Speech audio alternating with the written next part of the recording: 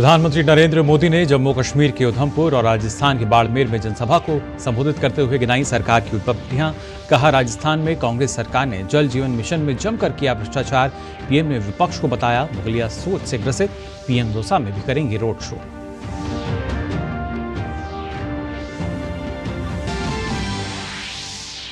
चुनावी रण में भाजपा के स्टार प्रचारक। उत्तर प्रदेश के मुरादाबाद में अमित शाह ने भरी हुंकार, तो मध्य प्रदेश के सीधी में जेपी नड्डा ने रैली को किया संबोधित। के अन्नामलाई ने कोयम्बटूर निर्वाचन क्षेत्र का जारी किया घोषणा पत्र। बिहार सीएम नीतीश कुमार ने चुनाव अभियान के लिए शुरू की बस यात्रा।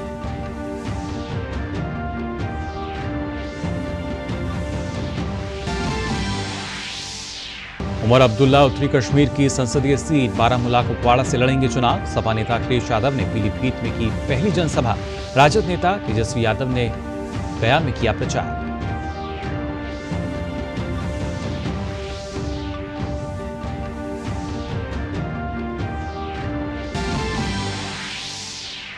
लोकसभा चुनाव के तीसरे चरण की अधिसूचना जारी होने के साथ ही नामांकन की प्रक्रिया हुई शुरू। 7 मई को 12 राज्यों और केंद्र शासित प्रदेशों के 94 निर्वाचन क्षेत्रों में होगा मतदान।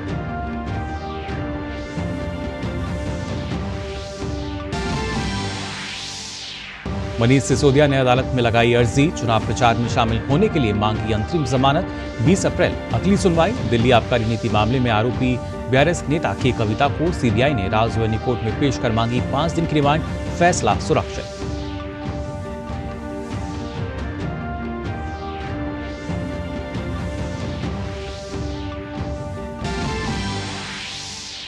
एनआईए ने बेंगलुरु के रामेश्वरम कैफे ब्लास्ट में अंजाम देने वाले 2 आरोपियों को कोलकाता से पकड़ा। धमाके के मास्टरमाइंड अब्दुल मतीन था और मुसाफिर शाजिब हुसैन से पूछताछ में अहम खुलासे की उम्मीद।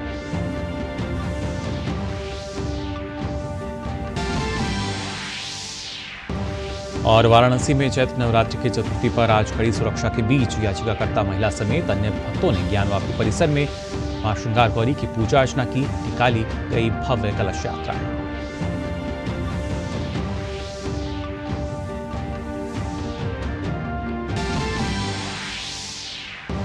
और इंडियन प्रीमियर लीग में आज दिल्ली कैपिटल्स और लखनऊ सुपर जायंट्स होंगे आमने सामने। लखनऊ के खिलाफ दिल्ली को अब तक पहली जीत की दरकार।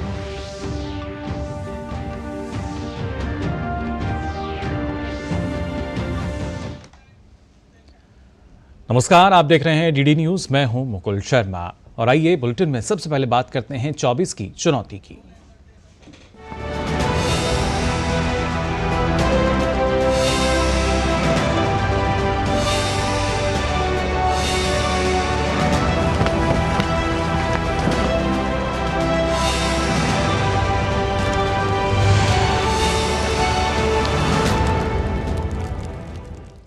बाड़मेर राजस्थान में प्रधानमंत्री ने चुनावी जनसभा में कांग्रेस पर बाबा साहब अंबेडकर के अपमान के आरोप लगाए।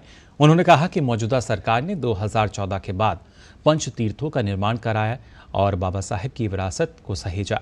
वहीं प्रधानमंत्री ने कांग्रेस के भ्रम और झूठ का जवाब देते हुए देश को आश्वस्त किया कि संविधान ही उनके लिए सर्वोपरि है। जहां तक संविधान का सवाल है,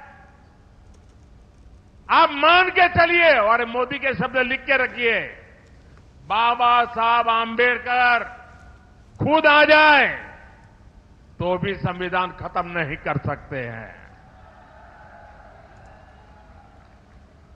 हमारा संविधान सरकार के लिए गीता है, रामायण है, महाभारत है, बाइबल है, कुरान है, ये सब कुछ हमारे लिए हमारा संविधान है। साथियों, भारत के खिलाफ ये इंडिया अलायंस वाले कितनी नफरत से भरे हुए हैं, ये इनके मैनिफेस्टो में भी नजर आता है। कांग्रेस की विभाजनकारी मानसिकता को उजागर करते हुए प्रधानमंत्री ने कहा कि देश को भाषा क्षेत्र में बांटना चाहती है। उन्होंने कांग्रेस अध्यक्ष मल्लिकार्जुन खड़गे के उस बयान का जवाब दिया जिसमें उन्होंने कहा था कि अनुच्छेद 370 के हटाए जाने का राजस्थान से क्या ताल्लुक है। जिस भारत मां के लिए हम अपने जीवन की परवाह नहीं करते, ये कांग्रेस पार्टी उसे सिर्फ एक जमीन का टुकड़ा मानती है। और इसलिए कांग्रेस के राष्ट्रीय अध्यक्ष राजस्थान की वीर भूमि में आकर कहते हैं कि मोदी ने कश्मीर से 370 हटाया तो राजस्थान से उसका क्या लेना देना, क्या वास्ता, यहां आकर के बोल के गए। ये राजस्थान की राष्ट्रभक्ति पर ऐसा सवाल करने की हिम्मत करते हैं। जिस राजस्थान के वीरों ने सीमा पर कश्मीर के लिए सीने पर गोलियां खाई, उससे पूछते हो कि कश्मीर से क्या वास्ता। इस बाड़मेर के सपूत भीखाराम मुंड ने करगिल युद्ध में अपना बलिदान दे दिया था। और कांग्रेस कहती है कि कश्मीर का राजस्थान से क्या वास्ता। इसके अलावा पीएम ने राम मंदिर निर्माण का विरोध करने वाली कांग्रेस और उसके गठबंधन INDIA पर देश को कमजोर करने के खतरनाक इरादे रखने का भी आरोप लगाया। मैं जरा कांग्रेस को पूछना चाहता, आपके ये साथी, ये आपके इंडिया अलायंस के साथी किसके इशारे पर काम कर रहे हैं? ये कैसा गठबंधन है जो भारत को शक्तिहीन करना चाहता है? आखिर किसके दबाव में आपका ये गठबंधन हमारे परमाणु ताकत को समाप्त करना चाहता है? एक तरफ मोदी भारत को शक्तिशाली राष्ट्र बनाने में जुटा है, वहीं इंडी गठबंधन वाले भारत को कमजोर देश बनाने का ऐलान कर रहे हैं। INDIA गठबंधन विकास और विरासत का विरोधी है। जम्मू कश्मीर के उधमपुर में प्रधानमंत्री ने चुनावी रैली के दौरान ही कहा और साथ ही कहा कि देश के विपक्षी दल तुष्टीकरण की राजनीति से आगे मुगलिया सोच के साथ काम कर रहे हैं। उन्होंने कहा कि देश के कानून में किसी को भी खाने पीने की आज़ादी देता है और मोदी भी किसी को नहीं रोकता, लेकिन कुछ लोग जानबूझकर नवरात्र और सावन के दिनों में वीडियो साझा करते हैं और राजनीति करते हैं। नवरात्र के दिनों में अपना नॉनवेज खाना, अब किस मंशा से वीडियो दिखा दिखा करके लोगों की भावनाओं को चोट पहुंचा करके किसको खुश करने का खेल कर रहे हो? मैं जानता हूं, मैं जब आज ये बोल रहा हूं उसके बाद ये लोग पूरा गोला बारूद लेकर गालियों की बौछार मुझ पर चलाएंगे, मेरे पीछे पड़ जाएंगे। लेकिन जब बात बर्दाश्त से बाहर हो जाती है तो लोकतंत्र में मेरा दायित्व बनता है मैं देश को सही चीजों का सही पहलू बताऊं और वो मेरा कर्तव्य पूरा कर रहा हूं। ये लोग ऐसा जानबूझकर इसलिए करते हैं ताकि इस देश की मान्यताओं पर हमला हो। ये इसलिए होता है ताकि एक बड़ा वर्ग इनके वीडियो कर देखकर चिढ़ता रहे, असहज होता रहे। समस्या इस अंदाज से है, तुष्टीकरण से आगे बढ़कर ये इनकी मुगलिया सोच है। लेकिन ये लोग नहीं जानते, जनता जब जवाब देती है तो बड़े बड़े शाही खानदार के युवराजों को बेदखल होना पड़ता है। और आइए आपको सीधे ले चलते हैं, विदेश मंत्रालय द्वारा प्रेस वार्ता की जा रही है, क्या कुछ कहा जा रहा है? Behind it, etc. As we understand, their visa processing, etc. is normal. The functioning is normal. More on that, maybe possibly Canadian side could guide you on. Srinjoy, regarding the two visits, on the 8th Naval Western, I have, time and again from this forum, I have conveyed to you that, he has certain requirements to fulfill. As and when those requirements get fulfilled, then he will come back. So that is where the story is. Srinjoy, regarding the two distinguished visitors that you mentioned, their visit will be announced as and when we learn of the visit, and obviously we will give you a readout. We'll also inform you what the agenda is and what exactly we have on offer as far as India-US talks engaging these two distinguished visitors. Can we take more questions? Again, Antares News Agency. Can I ask you please to repeat the answer on Switzerland conference in English, and can I clarify a bit? So there were media reports that India has received the invitation for the conference. Is it so?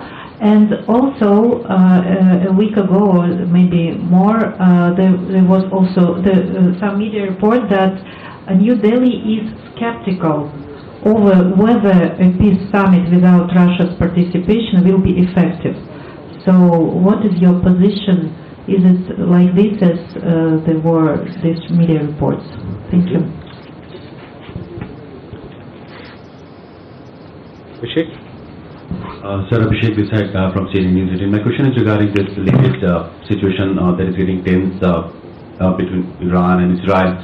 And there are reports that both sides are preparing for some major conflict this time. Have you issued any advisory to Indians who have been living in that region, or because there are certain countries which are trying to discourage their citizens from traveling to that side? Manas?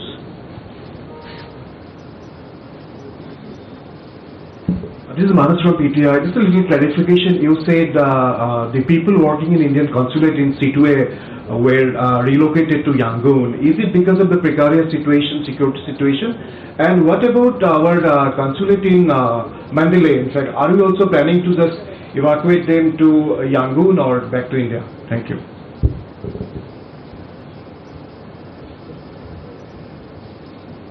Please, question there. Sir, I am Akhilesh Suman, independent journalist. A new government is there in Pakistan, and there has been no major terrorist incident, cross-border terrorism from that side since quite a long time. So has there been any formal contact between India and Pakistan at diplomatic level, and do you think that their relations should be normalized in coming days? Your question there behind.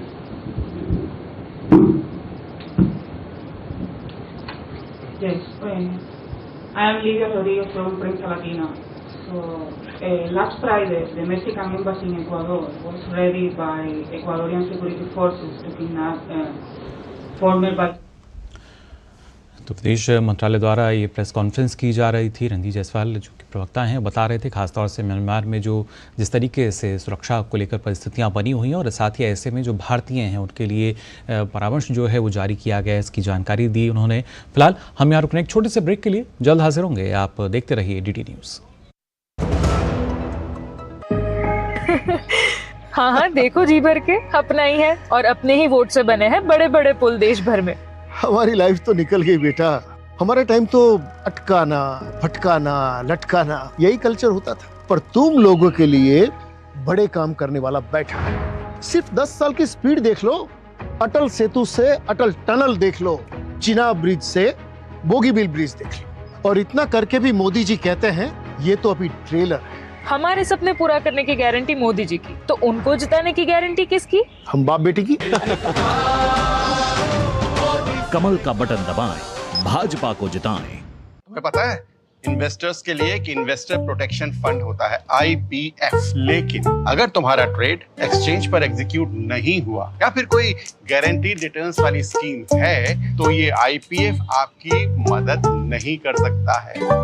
और अगर आपका broker ही defaulter बन जाए तो फिर IPF आपको compensation दिला सकता है। कहाँ से सीखा? NSE की साइट पर। सोच कर, समझ कर, इन्वेस्ट कर।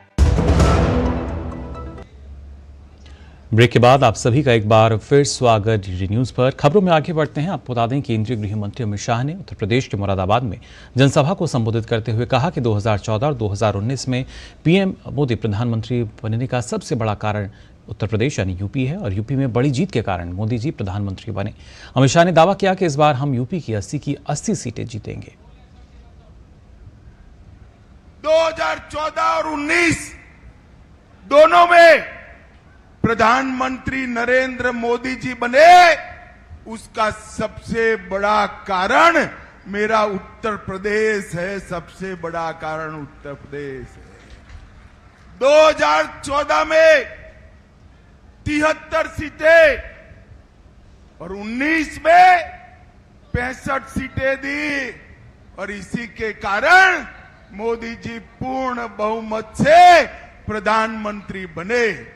मगर इस बार तीसरी बार बनाना है, ना 73 चलेगी ना 65 चलेगी, इस बार 80 की 80 सीटें नरेंद्र मोदी की झोली में जाए। और इस वक्त एक बड़ी खबर आ रही है, जो यहां इस वक्त की बड़ी खबर आपको बता दें कि कविता से जुड़ी हुई ये बड़ी खबर, जहां 3 दिन की सीबीआई रिमांड जो है वो दी गई है बीआरएस नेता की कविता, जिनको राहत फिलहाल नहीं मिली है और 3 दिन की सीबीआई रिमांड जो है वो दी गई है। हालांकि सीबीआई ने 5 दिन की रिमांड की बात पहले मांगी थी और 15 अप्रैल को राज्य रेवेन्यू कोर्ट में फिर से बीआरएस नेता की कविता को पेश होना होगा। तो इस वक्त की बड़ी खबर आपको बता रहे हैं, कोर्ट का जो फैसला है उसमें 3 दिन की रिमांड जो है सीबीआई को दी गई है। हालांकि इससे पहले कोर्ट ने जो सीबीआई रिमांड में भेजने की याचिका पर आदेश सुरक्षित रखा था। इस पर और ज्यादा जानकारी के लिए रुक कर लेते हैं हमारे संवाददाता विकास का, जो हमारे साथ जुड़ चुके हैं। विकास, क्या ताज़ा जानकारी मिल रही है पूरे मामले में? जी बिल्कुल, अब से कुछ देर पहले यानी 2 बजे सुनवाई पूरी होने के बाद जब कोर्ट ने ऑर्डर रिजर्व किया था, वो आ गया है आदेश और उसके मुताबिक 3 दिन की सीबीआई को रिमांड दे दी गई है। अब 15 अप्रैल को दोबारा उनको पेश किया जाएगा। सुबह जब बहस शुरू हुई तो सीबीआई रिमांड का विरोध किया गया कि कविता के वकीलों की ओर से, और उन्होंने कहा कि 2 दिक्कतें उन्होंने अपनी गिनाई यहाँ पर कोर्ट के सामने। पहला ये कि सीबीआई को जब उनसे तिहाड़ जाकर पूछताछ करने की अनुमति कोर्ट ने दी थी, उनका कहना था कि उस वक्त उनको पहले नोटिस किया जाना चाहिए था।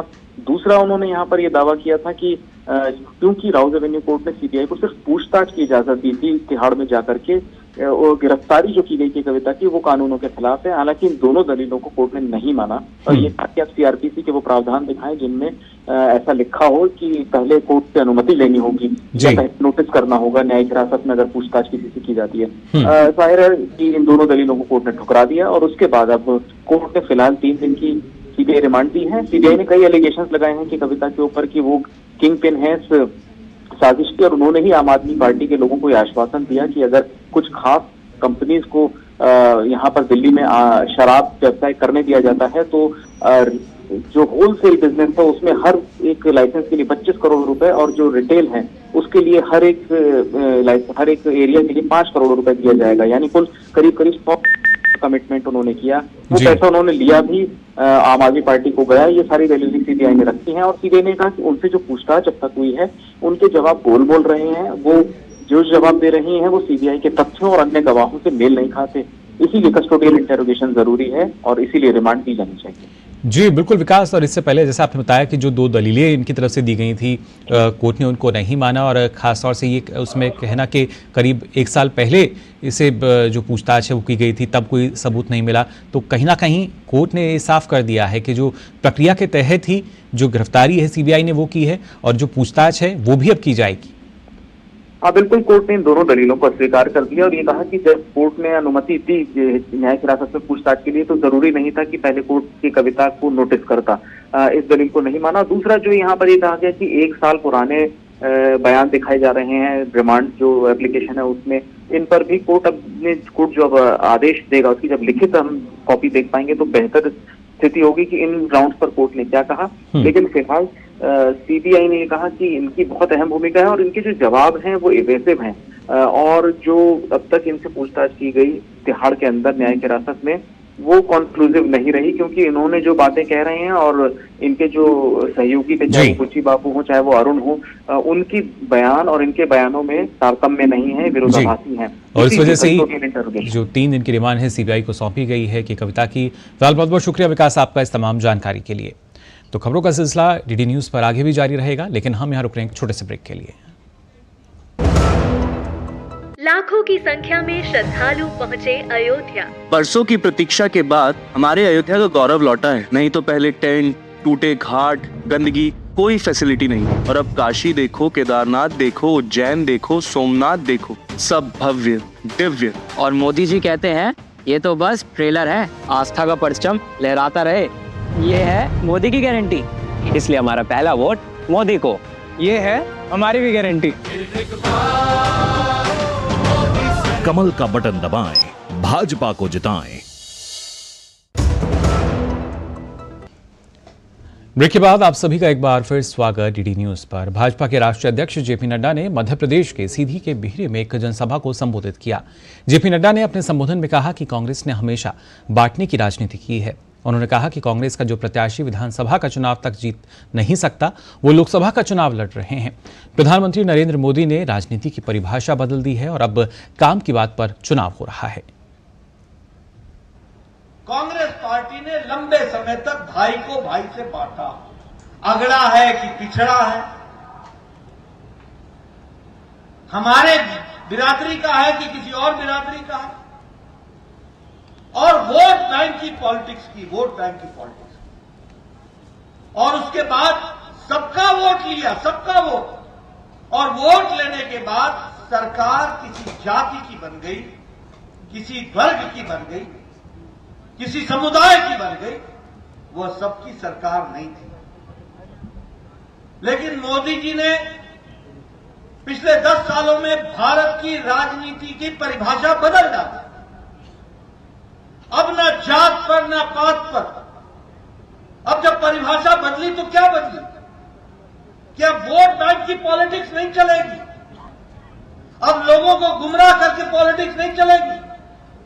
अब जातियों में और वर्ग में बांट करके राजनीति नहीं होगी। अब राजनीति होगी तो वो विकास की राजनीति होगी और रिपोर्ट कार्ड की राजनीति। वहीं तमिलनाडु के बीजेपी अध्यक्ष और कोयम्बटूर से पार्टी के प्रत्याशी के अन्नामलाई ने अपना चुनावी घोषणा पत्र जारी किया। अन्नामलाई ने कहा कि अब की बार 400 पार तभी पूरा हो सकता है जब दक्षिण भारत में पार्टी की स्थिति मजबूत होगी।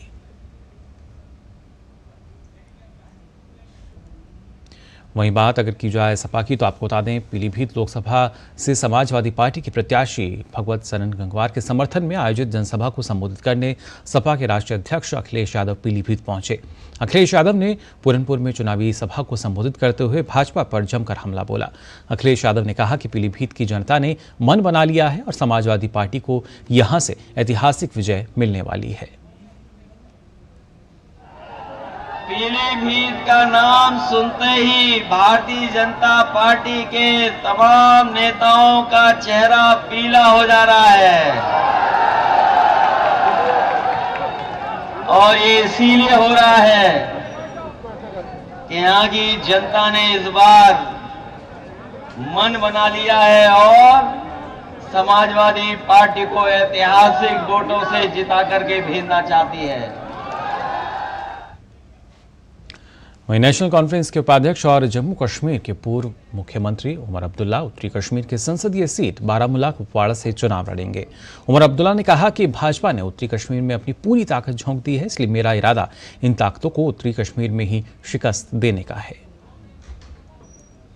तंजीम ने यह फैसला लिया मुझे नॉर्थ कश्मीर से लड़वाने का, क्योंकि मरकज का सबसे ज्यादा जोर अगर आप देखें और बीजेपी का सबसे ज्यादा जोर जो है वो नॉर्थ कश्मीर पे है, और मैं चाहता हूं कि नॉर्थ कश्मीर में ही इन ताकतों को जो है शिकस्त दी जाए, और इसलिए तंजीम ने ये सही समझा कि मुझे नॉर्थ कश्मीर से इलेक्शन लड़ने पे जो है हुक्म दिया गया, और आगा रुहुल्ला साहब को सेंट्रल कश्मीर से। लोकसभा चुनाव 2024 को लेकर समाजवादी पार्टी ने उत्तर प्रदेश में उम्मीदवारों की नई लिस्ट जारी की है। इस लिस्ट में 2 नए नामों का ऐलान किया गया है। समाजवादी पार्टी ने कौशाम्बी से पुष्पेंद्र सरोज को उम्मीदवार बनाया है, वहीं कुशीनगर से अजय प्रताप को चुनावी मैदान में उतारा है। और खासतौर से अगर बात की जाए पक्ष में जब लगातार रैलियां हो रही हैं, चुनाव प्रचार, इस बीच राहुल गांधी तमिलनाडु में एक चुनावी जनसभा को संबोधित कर रहे हैं। ये सीधा रुख करते हैं। இந்த நாட்டுக்கே தமிழகத்து மக்கள் தான் அதை தெரிவிக்கப்படுத்தியிருக்கிறீர்கள். So when it was decided to start the Bharat Jodo Yatra, we started in Tamil Nadu. எனவேதான் பாரத் ஜோடோ யாத்திரையை நான் ஆரம்பிக்கும் போது தமிழகத்திலிருந்து அந்த யாத்திரையை துவங்க வேண்டும் என்று நான் நினைத்தேன். And we walked from Tamil Nadu to Kashmir, 4,000 kilometers, fighting for the ideas that these great leaders fought for. அதனால்தான் கன்னியாகுமரியிலிருந்து காஷ்மீர் வரை 4000 கிலோமீட்டர் தூரம் நடந்து இந்த மாபெரும் தத்துவங்களை இந்த மண்ணின் மக்களுக்கு சொல்வதற்காக நடந்தோம். And for me,